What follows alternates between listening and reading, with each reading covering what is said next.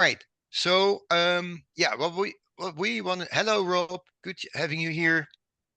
And Dave, nice, and George.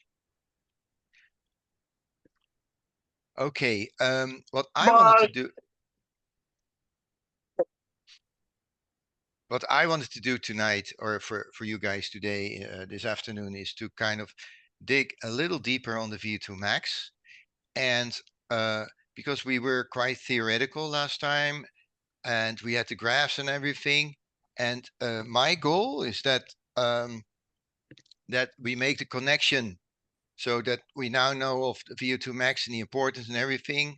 But now that we can go back basically to the Centerton index and how the VO2 Max is related to the Centerton first test, which is the 1600 meters, and how that is all connected with the VO2 Max. And that's what I wanted to explain to you. It is explained on the platform, but it's a bit hidden. And I really would like you really to understand how Marlies and I define that part of the Centerton index and how that is related to the 1600 meters. And even for you, Marcella, as you're about to kind of being able to do the test, and basically you're already running more than 1600 meters, because even if you do intervals, you're already doing 2.5 kilometers. So um, I checked it. I did a little check, and you are, with the running you do now, already on the graph of the Centerton index test. So uh, let's let's see in the end of this presentation that you have a bit of understanding of where you are, and that you then really understand why the test is defined that way, and that you know what you're doing. So yeah, so let's quickly dive into this. I have a little presentation made as usual. Um, so I'm going to share my screen. All right. Okay, so this is part two. Uh, of the VO2 Max. I'm going to show you a little bit how we, with Marlies and I, in our system, in the Centerton system, are using it, and how we are using the test, which is based on a guy called Berger, who did uh, uh, a scientific study on all the numbers, and it is related to the Friend database, the American Friend database, which relates VO2 maxes and ages. And then, of course, I'd like to show you how the Centerton index relates to these numbers. And I like to give you an example. I did it already in the email, but we go over it quickly, of a real VO2 max boosting kind of exercise. And I know that, for instance, George, with the SealFit things he does, those are real VO2 max boosters for really maximizing your VO2 max. And that's the type of training I wanted to share with you also quickly today. So this is what it's all about. In the end, you see, as a part of the of the Centerton index, you see the 1 mile run. And for the elder, really the elder 80 plus, 90 plus people, it is a run walk. Uh, then you see the age related to the time it takes to do 1600 meters, to do 1 mile. And that's what I'm going to explain, how the times you see here are related to the VO2 maxes. Because VO2 max, your capacity, your cardiorespiratory fitness, your cardiovascular capacity, is directly related to the time you run over 1600 meters, which is 4 laps on a track. All right, let's quickly explain the essence of the Berger methodology. Um, it's a nice, interesting research that's executed back then. But what we, in the end, are using, the baseline, is that we base the VO2 max on his findings, which is this formula. It is a 2.4 kilometer run, and you take the time the runtime in minutes. And then you have this formula. It's like almost 86 minus 4.5 times. And then the time you run. In his research, he used 2.4 and we are using 1.6 because that's 4 laps on a track.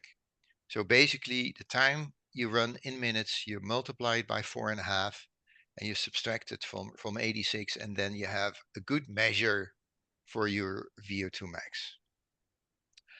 And there's a standard error in his findings of around I always take 2 to 3, and that really is really quite precise with the findings Marlies and I have. So yes, Dave, if you have a question, please go ahead. Yeah. So when you're doing the run, I know some other tests that are kind of similar, they always say you have to run at a equal pace throughout. Is that the case here? Or if you start out too fast and you start to slow down towards the end, is that okay? Or is it better to try to keep an equal pace? Yeah, that's the essence, the essential question. Because of course, this test is based on your efficiency on the run. Of course, people who are specifically trained on the 1.6 kilometers, they have a higher efficiency running 4 laps. So they will have better VO2 maxes calculated. And for that reason, you see it's an estimate. When you're a pure marathon runner and you're doing a 1.6 kilometer, 4 laps, then you will not be able to do it really efficient. You have to train for it. And that applies also to your question. Yes, in theory, of course, if you have equal split times or maybe even a slight negative splits, that's probably the best way you can do it. But that all has to do with the efficiency.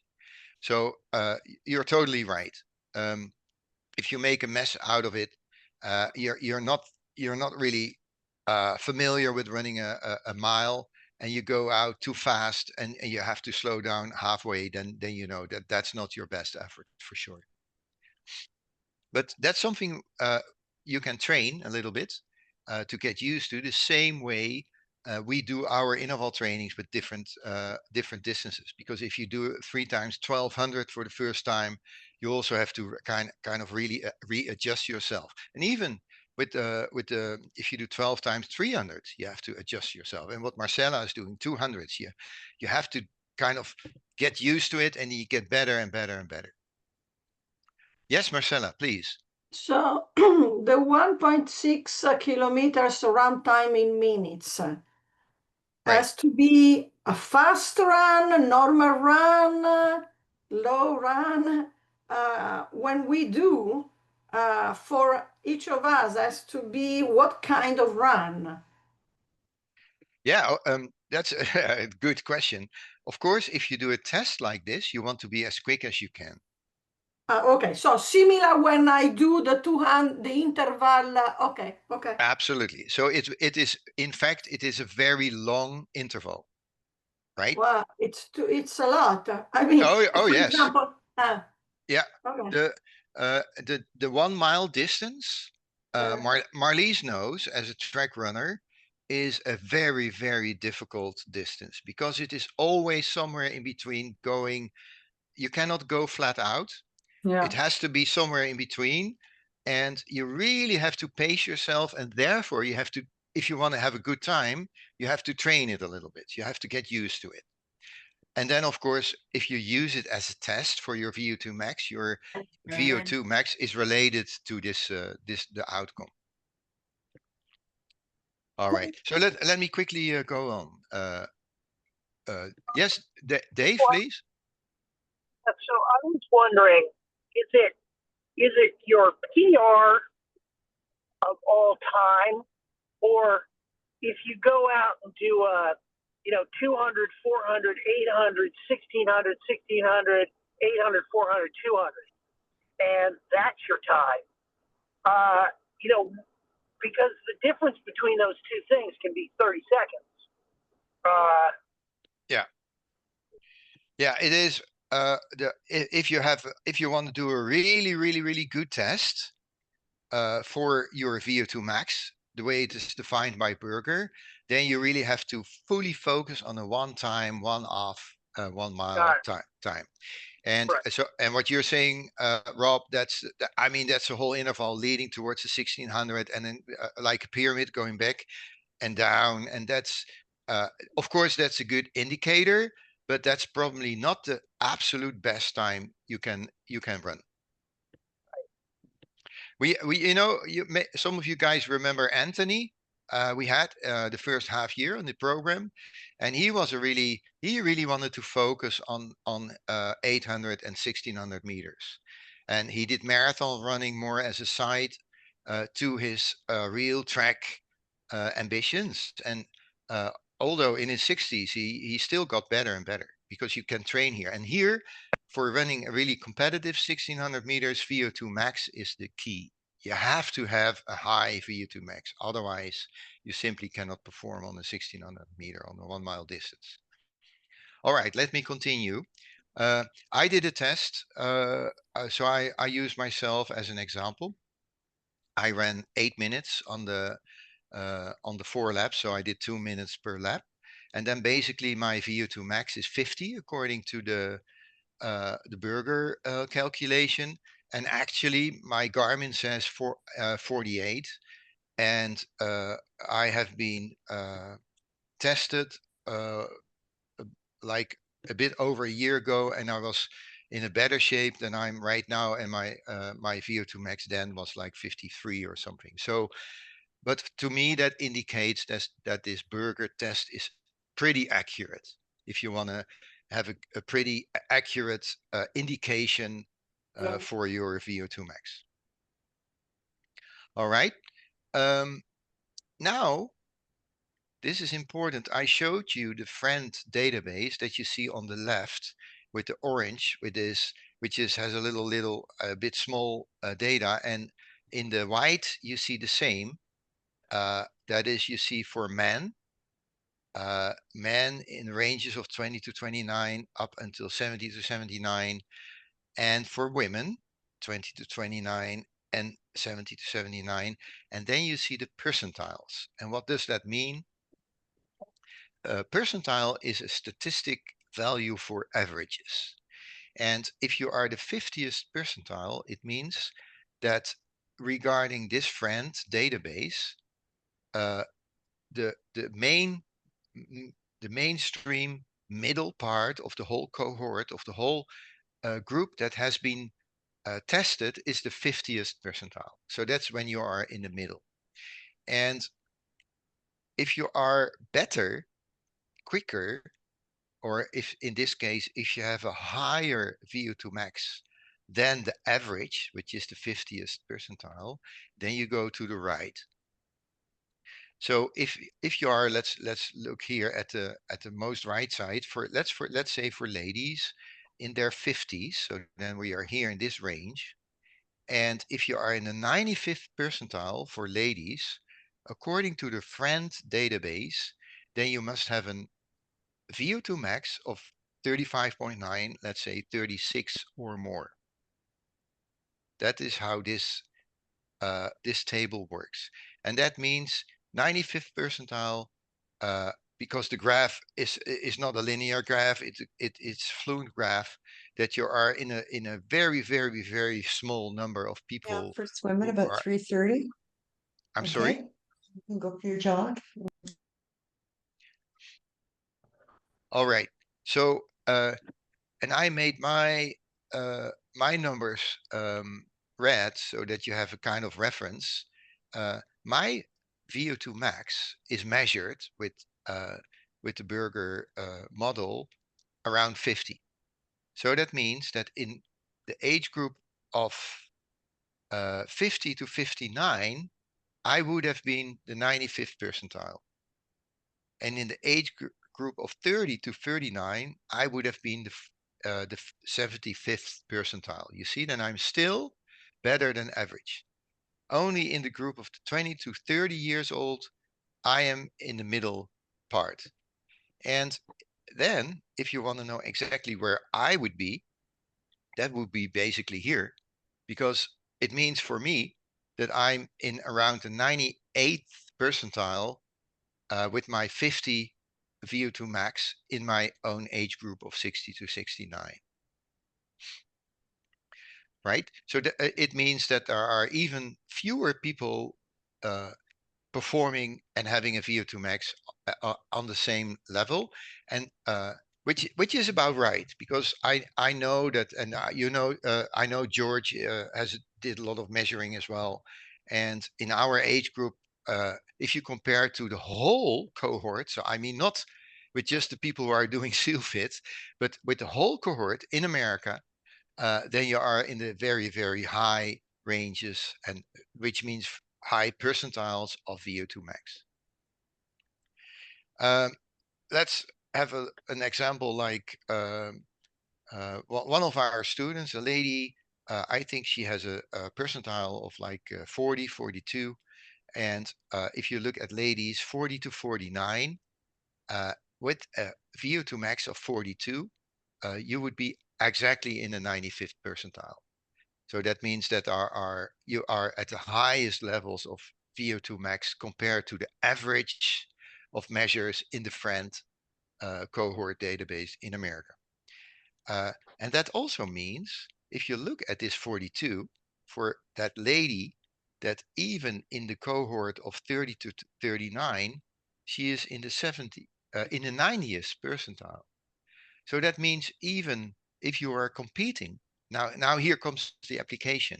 If you're competing in, like, let's say a marathon or an Ironman, where the results are divided in age groups, then if you have this exceptionally high VO2 max for a lady of 40 to 49, you are still even competitive in the age group of 30 to 39.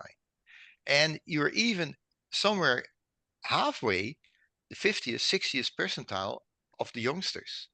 You see, so that makes it so special that you can still compete with people who are much younger as a whole. And well, maybe needless to say, but I lived with a very special lady, Marlies, and I think Marlies has a VO2 max that's out of the scale here still, and Yeah. but that also explains why she can be overall winner in a just a random high rocks or something that we do here in a local city, because it's simply still a very high VO2 max of all age groups. Okay, let's continue.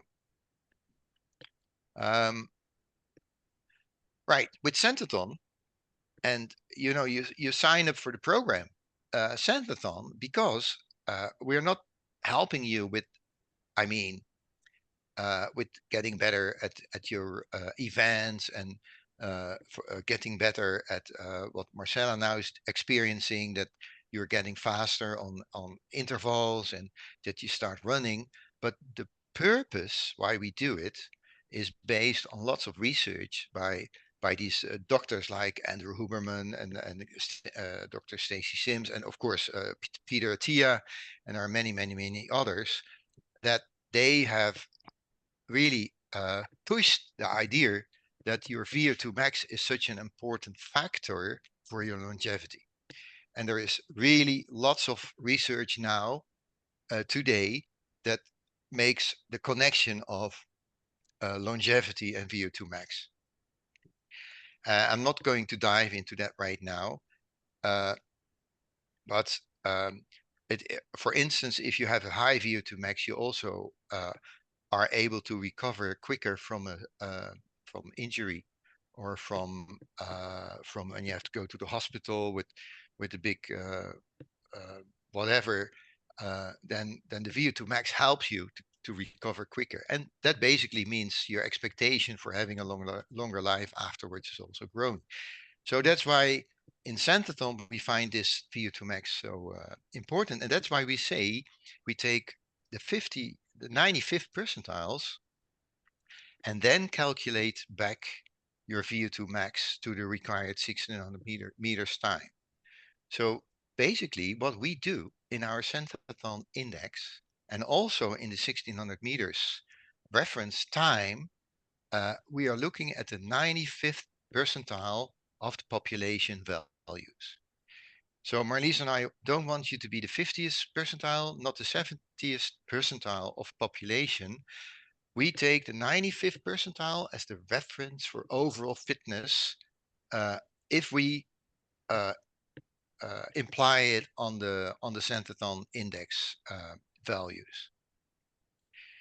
And that is because we want to give you kind of the basis and the outcome and the value and the numbers and the strategies for having a higher quality and a longer life, which is explained in longevity. So that's basically the big goal behind everything. So that's why we took the 95th percentiles of all the numbers, all the researches we did, and used that as a reference. The same applies to all the strength trainings, to the balance trainings we do, to everything. We are looking at the 95th percentiles and we use that as a reference. So that's a high standard, but we really believe that we should be like that. All right, so now you see here back the numbers, and basically what we did is we calculated back the numbers of the VO2maxes and the age groups to with the Burger formulas to the times required. And that means for me, for instance, that I need to run a marathon, 1600 meters below 9 minutes 06 in order to be able to be in the 95th percentile in my age group, 90 to 96 to 60 to 69. And because I'm actually running the 1600 meters in 8 minutes, I am still in my age group of the 95th percentile of runners in their 60s having a VO2 max, the kind of VO2 max I have of 50. Of course, I'd like to run a 1600 in quicker, which then gives me in gets me in the 50 to 59 class. But here you go, and that's your also another answer, Dave. I am not such a specific. I'm not really specifically well in running 1600 meters, so I have to really train and get better at 1600 meters, and then probably I can reach that 7:42 minutes threshold, which stands for the younger age group. Well, you see here the times for ladies, 50 to 59, 60 to 69. And I did a little calculation for you, Marcella, because you're new into running. But if you only take the interval trainings you do, and that's not particularly focused on running 1600 meters, then you are doing inside of the interval procedures the 1600 meters already in the age group category of 60 to 69. So you already landed here. And if you keep on going, it means that you're really making good progress, and you may even end up here in the younger classes, if you would like. But we can talk about that. And of course, I know of all you guys. You know, I know George is he really wants to, for the seal fit, all the shorter distances, having this quick bursts. We already talked about like trainings for high rocks where you have to run 1 kilometer always between the exercises, and that's particular VO2 max based. I mean, the better your VO2 max gets, the better you will be at high rocks type of trainings. All right. Well, quickly, how to boost your VO2 max. One, specific short distance trainings, like the 1 mile training we talked about. If you, what Anthony did, he really, because it gets too hot and then he wanted to do shorter distances. If you're really focusing on running a fast 1 mile, you see almost linearly also increase your VO2 max. That's also almost connected, like linear. Well, but in general, you're boosting your interval training through, you're boosting your VO2 max through interval training. And also our MHR system is high. If in the traditional, it's somewhere high in the zone 2, lower in the zone 3. It's also boosting your VO2 max, supporting your VO2 max. That's the whole discussions the cyclists have about what they should do. You know, if you have to cycle for 3 weeks now in the Vuelta in Spain and in France, and then you have to do this kind of training. And then of course to boost your VO2 max, all kind of seal fit training, CrossFit training, high orcs training, they are super. And that is basically the watts that we had to find in our program, the workouts of the day. They are seal fit, CrossFit, high rocks type of trainings. And if you do them, you work on your VO2 max. And the final one, there are more, of course, there are more ways. But the final one to really, really boost your VO2 max is to sign up for races, for your A races. Because, you know, you're always, without knowing, when you're training for a race, you're always pushing your VO2 max because then you want to get better. You push the limits a little bit, you do your intervals a bit quicker. So races and events always boost your VO2 max. What not helps for VO2 max is just slow walking, slow running, jogging, all really the slow things. It makes you fit, but it does not really boost your VO2 max. But there is a note coming from very low. You're basically to increase your VO2 max, anything helps. And even relatively, the biggest steps are made according to research and numbers.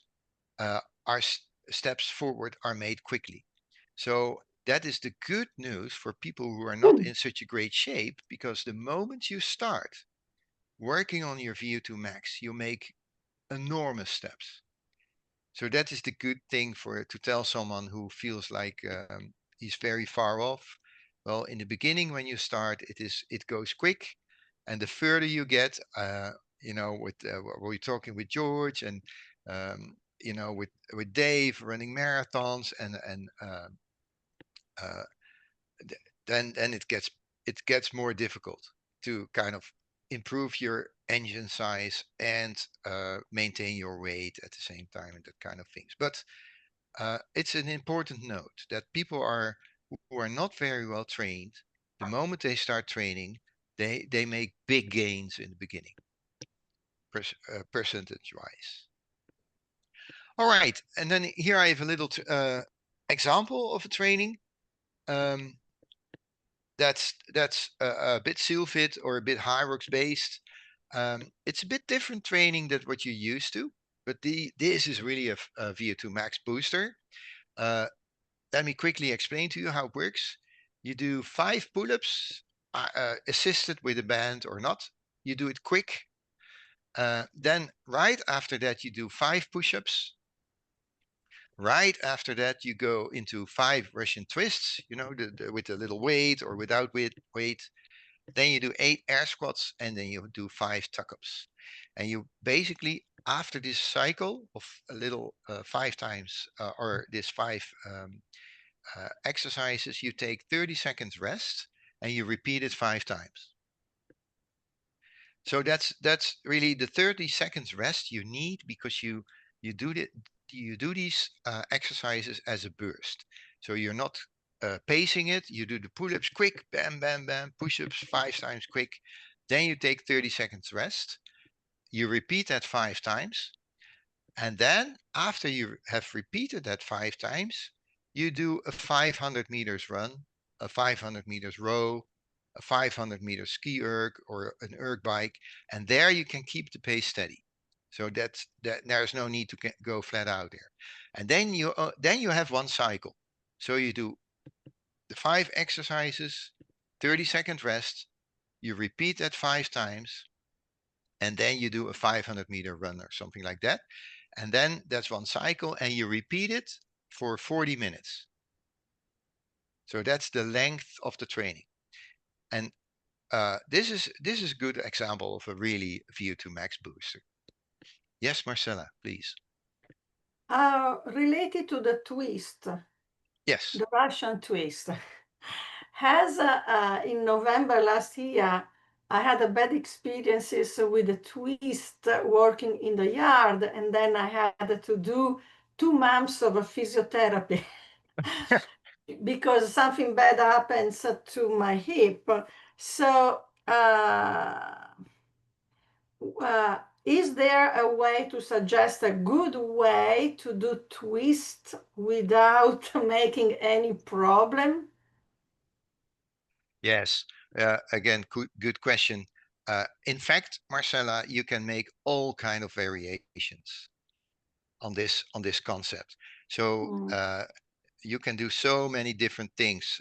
5 times quickly push it out, and then so you can if it's not good for you, you can skip it and make another kind of training, make another Okay. exercise instead.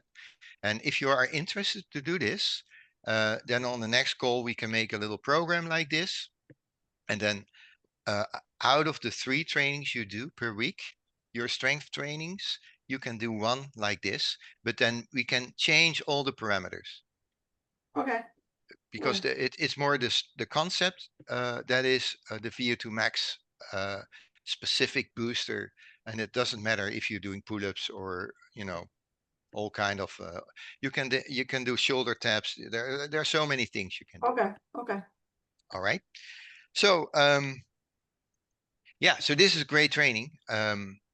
I just wanted to share with you, and then to give you as an example of I mean a real VO2MAX performance booster. All right. So yeah, so what I basically try to explain is the relationship with the VO2MAX, the time, the friend database where everything is related, age groups, and how it then relates back to the test we do in the Centerton Index, the first 1600 meter test. Basically, that it is quite a reliable indicator for your VO2MAX. And I showed you this little test as an example for, I mean, a really specific VO2MAX enhancing training. So please go ahead. Any questions? I know that Rob tried already this one, and we got some feedback from him. Rob, are you there? I mean, I have completely adopted this as my plyo routine before I do my weightlifting. Yes. Uh, I love it. It's fantastic. It makes you and you can vary around it too. You can do other Yeah. kinds of exercises, but the idea is you're doing athletic, fit, strength with cardio, and it's quick, and it's strength based. I just think it's a great routine. And so I've done it 3 times now. All right. Cool. And I'm completely into it. Yeah. And so I'm going to keep doing it and vary. So I really I actually think like it's made a difference in the past week in terms of my running, because my running just took a leap. I'm like 30 seconds a mile faster than I was 2 weeks ago. Wow. Wow. Yeah. Yeah, that's, I mean, Oh, sorry. Yeah, go ahead. yeah, Well, Rob, that I mean, I'm it, like out there running at like an 8:14 pace at 143 beeps a minute in the heat.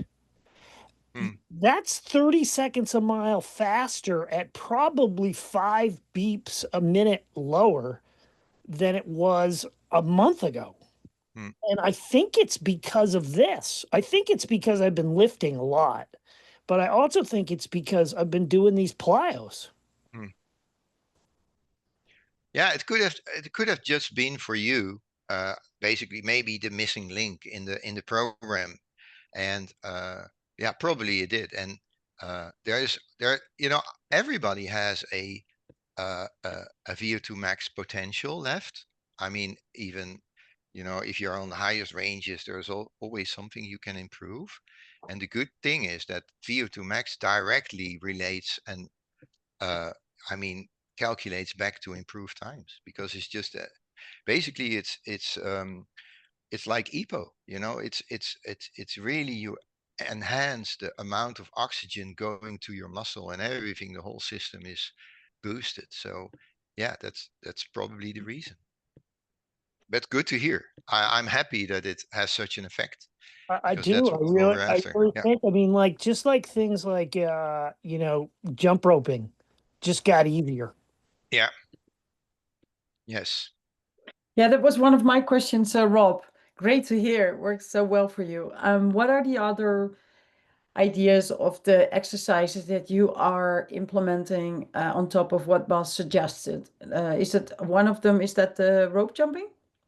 Yeah. So the ladder. You've seen the NFL players do it. You know that it's like a rope ladder that's on the ground, and then they step over it back and forth, back and forth. Yeah. Yeah. I've been doing that, and it makes you really quick. Yeah. And it's like a fast twitch thing. Yeah. And if you do it for like a full minute, you're breathing by the end of it. Yes. Yeah. And and I've just been doing more jump roping because like that was not all that easy. The other thing that I started doing was I struggled with the pull-ups, Boz, of all the things in the chart. The pull-ups, I could only do like 3 of them. So I've been doing like tons of those to try to get better, and I've gotten way better at that. So I just think that like if you're fitter, if you're stronger and you're quicker, like all of a sudden you're a better runner. And I'm not sure I knew that until about like maybe 2 weeks ago. Yeah. Yeah, that's good. You're mentioning this, because this is exactly what Marlies and I have. I mean, as the kind of the drive below the surface. You have yeah, if especially as you get older, we have seen so many of our friends and colleagues from the track and everything, and they keep running more and more and more, and then uh, they are not really getting better. That's Right.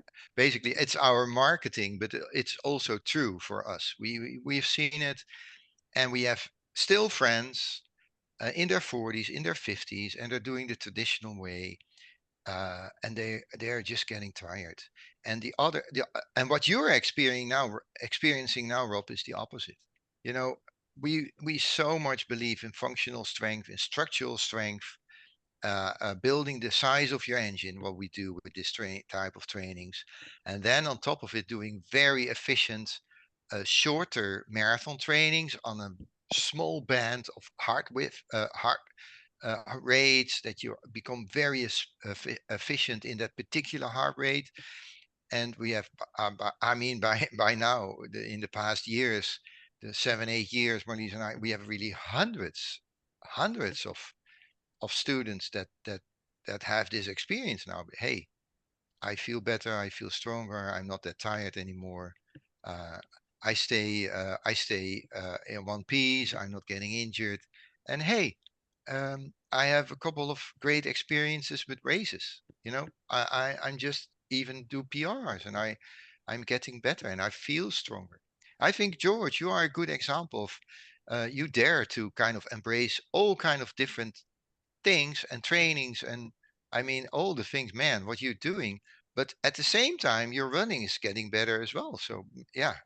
Oh yeah, no, I think the CrossFit kind of training is helped a lot, because get the weights on the barbell twice a week, Monday and Wednesdays, leg day, then upper body day, and yeah, and that's and there's data, that says, the barbells are really good for, triathletes. I mean, they had the Oceanside 70.3 here in April, and this one guy, he won it. His name is Lindsay, I think, and he said, he's been, and and he's got videos where, he's in the gym, and he's doing Bill Dusting. Oh, not Bill Dusting.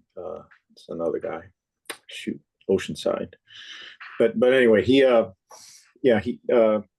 squats, deadlifts, and bench press, and he's doing personal bests, with the heavy weights. And he won the Oceanside. He's beating guys like Christian Blumenfeld and stuff, and on the 70.3 Ironman. So but these this high calisthenics too, I think, I'm gonna try it out too. I mean, that sounds pretty good. That's a lot of volume. I mean, if I get it right, I mean, that's 125 pull-ups, 5 by 5 by 5 for a 45-minute set. Wow. Yeah. And I'm doing this training now. I want to build here locally, maybe with a group here on the beach, to do training like that. Let's say every Wednesday morning or something like that with a group. And it's deceptive, because you're doing way more reps than you think at first sight. But that's the good thing about it. You can even expand it to an hour. Just keep on going for an hour. That's also what you can do. It starts with maybe 20 minutes or 30 minutes, and you can really extend it. And you start feeling better and fitter all the time. So yeah, absolutely right. And George, I mean, your triathlon time, I mean, the low hanging fruit is the transition zones. I was almost dead last in the T1 and T2. Yes. Yeah, there's a lot to gain there. I didn't, because I was sleeping the night before, and then I thought, I got to get all my gear in order. But then I thought, you know what, I'm just going to prioritize being ready for the swim, being ready for the bike, and being ready for the run, and whatever times it takes. I deprioritized the transitions in my mind the night before, and it showed up in the times for sure. Yes. So I took my time putting calf sleeves on, before the bike, and I did. That's easy. We'll do a lot better on the transitions. I'll talk with you guys. I'll try the elastic. Yeah, you don't need strength training to become better on the transitions. So that's the good news. Yeah, put the shoes on the bike. Tie up the rubber bands, and do everything. Because 2 minutes is the goal for each one. Because that's the winner basically did 2 minutes, and he was just middle of the pack on transitions. He in a way, he took his time just doing 2 minute transition. Yeah. But I felt better. I didn't cramp. Last year, both times I did the Olympic distance, I cramped at the end. This time, no cramping. So, and good time, on the runs, 8 minute mile on the 10K. So. Yeah, that's amazing. Absolutely. What a great running time. Yeah. Really good. Yeah. Oh yeah. Hello, Sharon. Good to see you. Welcome back. Welcome back. We talked about VO2MAX and how it relates to times and everything. So that's what what you're hearing. And we just discussed a typical very good type of training.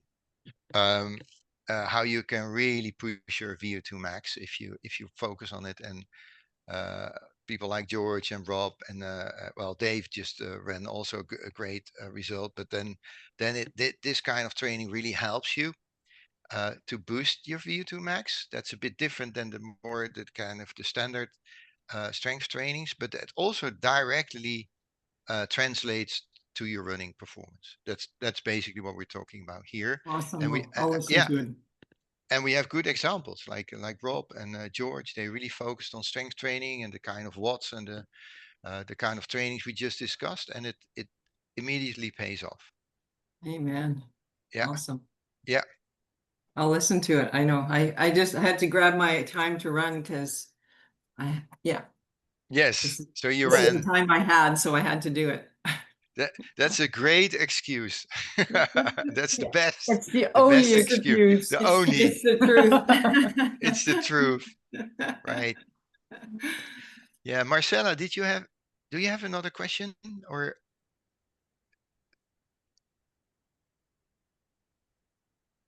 Oh, you're muted. Muted. You're muted. Marcella, you're muted. Okay, now I think we will discuss just in a one-on-one with you, because still when you speak about in the table of percentile, for example, when you say 95, percentile. Do you mean that we should be better than the 95%? So it's not really clear to me or this percentile. So, but I don't want to keep time here, so we can discuss when we will have the 101. So you will explain to me better what are the percentile compared to the age and the results. So we can speak. Exactly. I will show you quickly because I just, when you were asking, I was looking at just Google. Percentile is there's always what they say a cohort, which is a number of people you're testing. It can be 10, it can be 10,000, whatever. If you are, and when you are testing something as what we're doing here, running around the track 4 laps, and we're measuring the time, then you can say, hey, the average of people, the mean of people doing it in, let's say, 11 minutes. Let's just say, okay, then here in the middle, you have the 50th percentile. So the 50th percentile is the middle of the pack and the middle of the cohort. And that's, they are running the 1 mile in, let's say, 11 minutes. The slower you get and the quicker you get, you see 2 things happening. You see that they're becoming less people, but if you are going quicker and quicker and quicker, it is more than linear less. So it is not a percentage, it is not a linear line, the decline, but the more you get the quicker you can get, and the quicker you are becoming, it is not that the 95th percentile is 5% of the people. It is fewer than 5% of the people. And that's why it's called percentiles. And that is why the graph is not a straight line, but it is like, what's that called? Gaussian, roller coaster. A roller coaster. Yeah. It's the bell curve. The bell curve, yes. Thanks. That was Brian, I'm sure. Yeah, but that's the bell curve. And there's always a split in numbers of people. And that's why it's called the percentiles. So, and we want to be in the 95th percentile. That's the purpose of our program, of people regarding fitness and health and metabolic and everything. But it doesn't mean that that 95% of the people are slower. No, it means there are a lot more people, because the volume under the curve, the surface under the curve is way bigger in the middle. You see, that's a bit mathematics, but if you can remember, the quicker and the more exceptional you get, the fewer people there are. That's basically it, and that's why it's not linear. That's not it's just not a percentage. It's called percentile.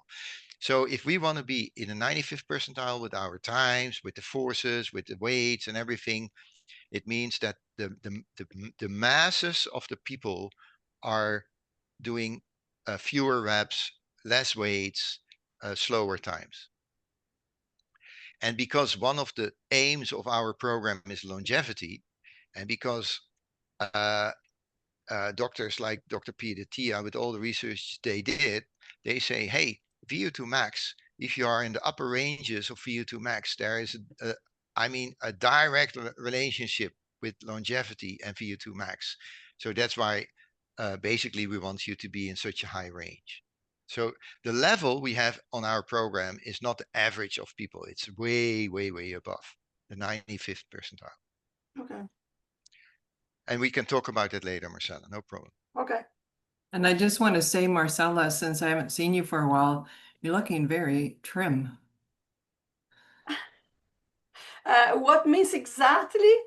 Means you look like, woo, you're looking nice. Thank you. Thank you, Sharon. I don't know it in I don't know it in whatever language it is, but Italian. Italian. I'll look it up. Okay. Yeah, that's very nice. That's very nice. And thank you.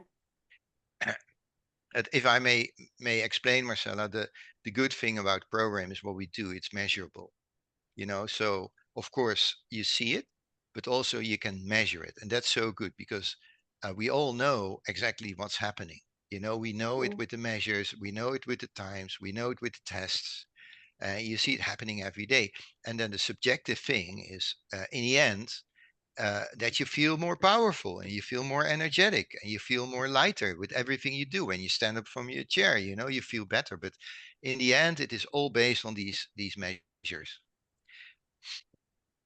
So yeah, I really like that, and also to see, and thank you for saying, Sharon. That's very nice. Thank you. When Yeah, you haven't seen sometimes Marty. people for a while, yeah, you notice it when you haven't seen them for a while, right? So it's different when you see them all the time. Absolutely, yeah, yeah, and as a coach, what we see is that for people like Brian, Brian has performance in his genes, so he always wants to perform. Well, correct me if I'm wrong, Brian, but yeah, you can say, but he always likes to push it, and then you have to do the other way because he has some kind of vulnerabilities like his Achilles and the calves and everything. So you have to be very careful, and you have to first give it time to strengthen it before you can basically let the beast out, because then otherwise you just destroy it every time over and over again, and you have to wait for another half year before it gets better. So that's the kind of the counter, the balance we have to basically all cope with. Right, Ryan? Have you say something on that? Well, of course, I always have lots of questions, Dave, Baz. But if I was going to be contrary, I would agree with you 100% on longevity. But I would say to you, if the goal is to get efficient and faster at running, then not all VO2 max is created equal. So contrary to what I don't know who was saying that about running faster, getting stronger. My thought is, if I can do 40 pull-ups, I'm super strong, but I'll probably be running slower. So wouldn't it be better to put my time towards running economy and getting my VO2 max for running as good as possible versus an overall VO2 max? Yeah, I I see what you mean, and of course, if you want to run faster, of course you have to work on your and that's called the specific VO2 max, because Right. that's different for cycling, for everything. But Right. what we are talking about here is a kind of generic, a kind of overall approach, Right.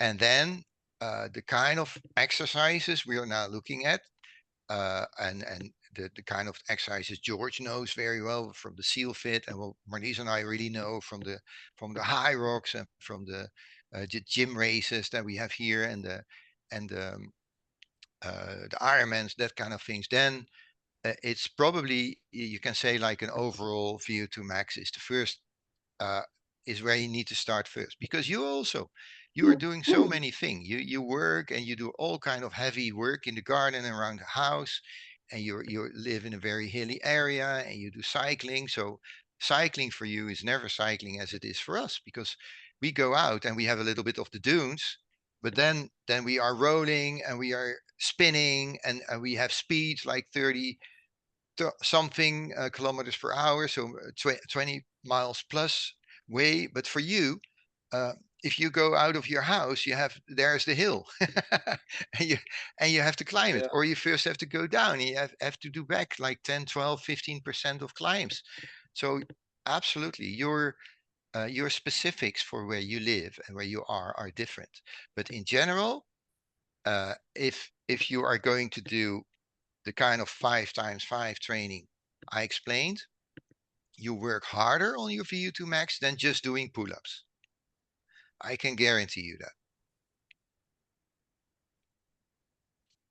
Yeah, no, it's very interesting because I think it was Dave was saying that his VO2 max on his cycling was higher than his running, and so last week, and so of course, you know, gets me thinking about what you would do specifically for running, and of course, the heavier you are in your upper body is not helping you for running. Just like the heavier you are for cycling is not helping you to climb when you're cycling. You want to be as light as possible up top. But that's very specific, as you say. That's right. And we're looking, Marlies and I are looking at an overall performance. So the kind of performance, we are so happy if we say goodbye to students after working with them for a year or 2 years, and they say, hey, now I have now the vision, I have the tools to be able to keep doing this for like in my 80s, 90s. You know, that's the big goal we have. And yeah, Marlies, maybe you can say something about your running, because even Marlies, there is the balance, you know, what your body can. The resilience is that Yeah. I think you're talking about, because you cannot always push it and try to stay on the same level. For me, it's for the running. I need to really be creative to have a particular level and to maintain it, but then find other solutions on top of of some running. But I really need to downgrade the running and increase my strength and specific exercises, like the example Bas was showing, to up your VO2 max. Because when I go flat out on an interval training to do it that way, I know that my body's not happy with it, and I need to recover from it way too long before I'm able to do another good training for strength or running. So I try to kind of find my way personally, what fits me the best, given my body, the time that I need for recovery, the environment where I live, when I compare it with you, Brian, with the hills and everything. So yeah, you have to find a personal sweet spot. And I believe that if you do it in a consistent way, the more consistent that you are with your trainings, the better. Because as long as you stay out of injuries, you're still slowly building something, or you stay consistent in the performance that you already have. But you need to make adjustments given the circumstances, given your physique, everything. So you need to always be creative and not stick to one way to train week in, week out. I do have a friend who's tend to do that. She's actually having quite some injuries. Well, I would say at least 3 per year, and then she has to hold back and start all over again, which is also frustrating mentally. And yeah, I'd like to stay out of that. So I wish I could coach her and train her and teach her a little bit how to do it different, but that's sometimes not possible when people are really close. But yeah, that's what I agree with Bas. So the running I did 5 years ago, 10 years ago is different compared to how I train right now.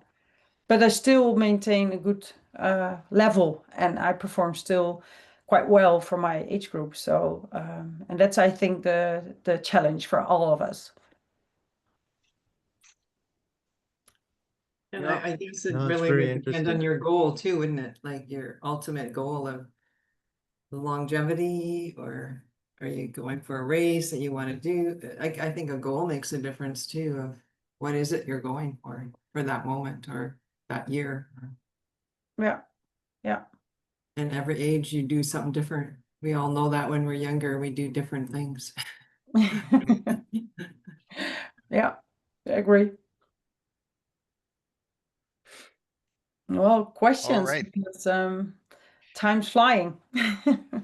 Yeah, it's very interesting, and you know, it's, I mean, it means that how the importance of what we're talking about. And, you know, the VO2 is a driver. It's the engine, basically, for a lot of these metabolic things of, even for the growth of your muscles and everything with the nutrition and everything basically gets together. And the emphasis on what we do on the GKI, on the numbers, on the measures, on the food, and then the VO2 max, and then the dynamics. Basically, Brian, what we're talking about is the dynamics of your trainings and how to let them change and basically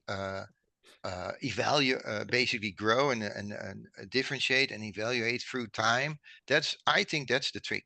I mean, that's the important thing, that if you have this little injury, what you have, then you focus on other things and you still push it, and as a whole you get better.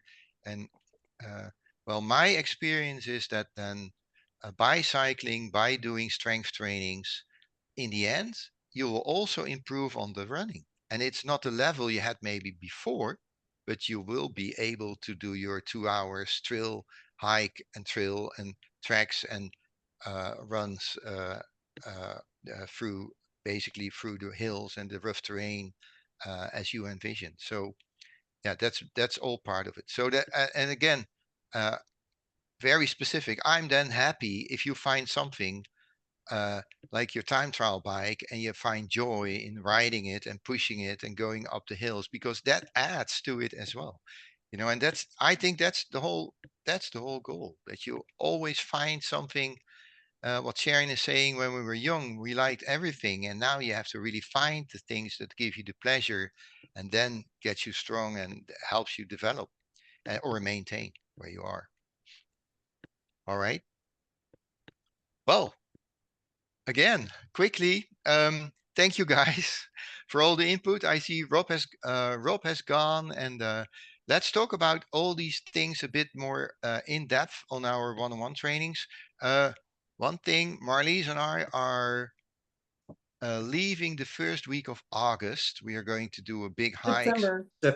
September. Yes, we're going to do a big hike in the Alps, in the mountains, and so We're about in the Swiss. area of Wallis. Wallis? Wallis, yes.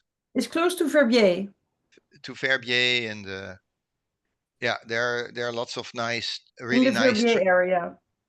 Right, and lots of trails you can walk. So not real climbing, but long trails. So and we don't know about the internet availability and things. So please schedule your one-on-one calls either before the first week or right after the first week of September. Then you're sure that we can have the meetings.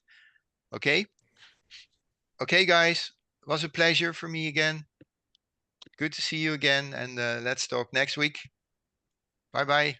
Thank you. Thank you. Bye. Good seeing you guys. Bye. Take care. Bye bye.